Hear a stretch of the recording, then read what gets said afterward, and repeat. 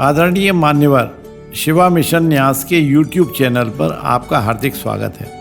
सुनो समझो तदोपरांत करो नामक शीर्षक में आज आपको हमारे संत, महात्मा, प्रवचनकर्ता, आध्यात्मिक गुरु और मीमांसकों को समझने के लिए रामचरितमानस के उत्तरकांड में देवतुल्य महात्मा तुलसीदास जी ने क्या क्या लिपिबद्ध किया है, इस वीडियो के माध्यम से जानने का प्रयास करते हैं।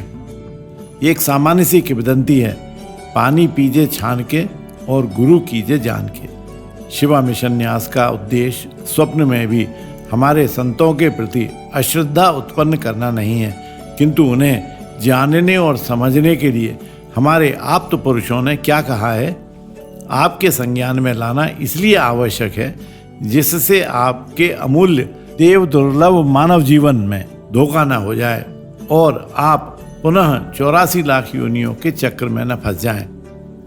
आइए उपर्युक्त संबंध में तुलसीदास जी ने रामचरितमानस में कलयुग का वर्णन करते हुए लिखा है कि द्विज श्रुति बेचक भूप प्रजासन को नहीं मान निगम अनुशासन। अर्थात कलयुग में ब्राह्मण वेदों को बेचने वाले और राजा प्रजा को खा जाने वाले होंगे और वेदों में लिखी आज्ञाओं को कोई मानने वाला नहीं होगा।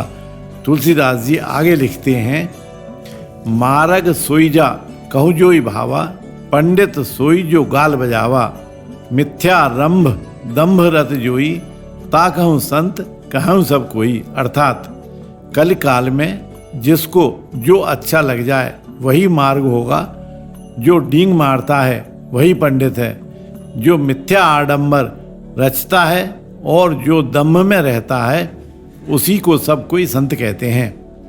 जाके नख अरु जटा विशाला, सोई तापस प्रसिद्ध कलिकाला। अर्थात जिसके बड़े बड़े नख और लंबी लंबी जटाएं हैं वही कलयुग में प्रसिद्ध तपस्वी कहलाएंगे। तुलसीदास जी आगे बताते हैं कि कलयुग में सन्यासी बहुत धन लगाकर अपने आश्रमों को सजाएंगे, उनमें वैराग्य नहीं होगा, उनकी विषयों में आसक्ति होगी, तपस्वी धनवान हो जाएंगे और गृहस्थ दरिद्र। अब यह प्रश्न उत्पन्न होता है कि कौन कौन से संत महात्मा सच्चे हैं, इसका परीक्षण करते करते तो ये जीवन ही निकल जाएगा, तो आखिर इसका समाधान क्या है? तो महात्मा तुलसीदास जी ने रामचरितमानस के उत्तरकांड में ही इसका समाधान दिया है, जो इस प्रकार है।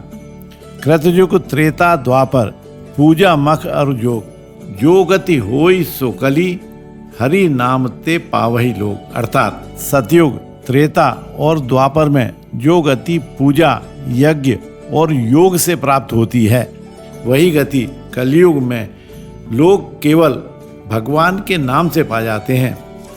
वे आगे लिखते हैं, सोई भव तर कछु संशय नाही, नाम प्रताप प्रगट कलि माही, कलिकर एक पुनीत प्रतापा, मानस पुण्य होई नहीं पापा। अर्थात कलयुग में भगवान के नाम या मंत्र जप से मनुष्य तर जाता है, इसमें संदेह नहीं है।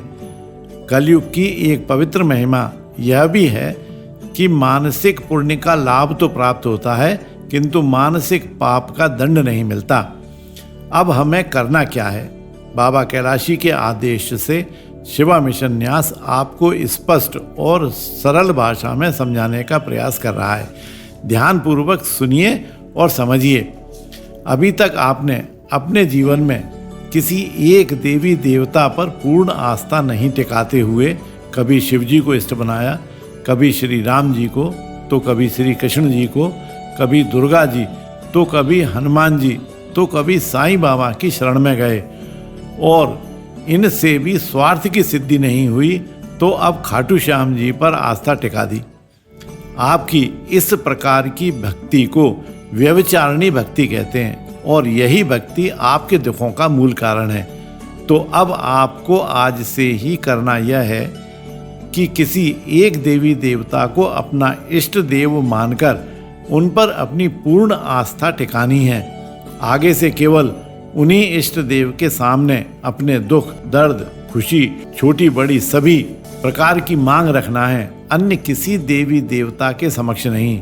आप आज संकल्प लें कि आज के बाद आप अपने इष्ट देव के अतिरिक्त अन्य किसी देवताओं के जब दर्शन करने जाएं तो उन्हें अपने इष्ट देव से भिन्न न मानते हुए ही दर्शन पूजन करें, किंतु कोई मांग न रखें। इस प्रकार की भक्ति को एकनिष्ठ भक्ति कहते हैं। शिवा मिशन न्यास भगवान शिवजी को अपना इष्ट देव बनाने की अनुशंसा करता है और ओम नमः शिवाय मंत्र जप का अनुमोदन करता है, किंतु यदि आपके हृदय में कोई अन्य देवी देवता विराजमान हैं तो उन्हें बदलने का प्रयास न करें एवं उन्हीं का नाम एवं मंत्र जप करें, अन्य का नहीं। इसी से आपका कल्याण होगा, इसमें संशय नहीं है। शिवा मिशन न्यास द्वारा प्रसारित यह वीडियो यदि आपके मन की शंकाओं को दूर करने में सफल हुआ हो तो हम अपने श्रम को सार्थक मानेंगे।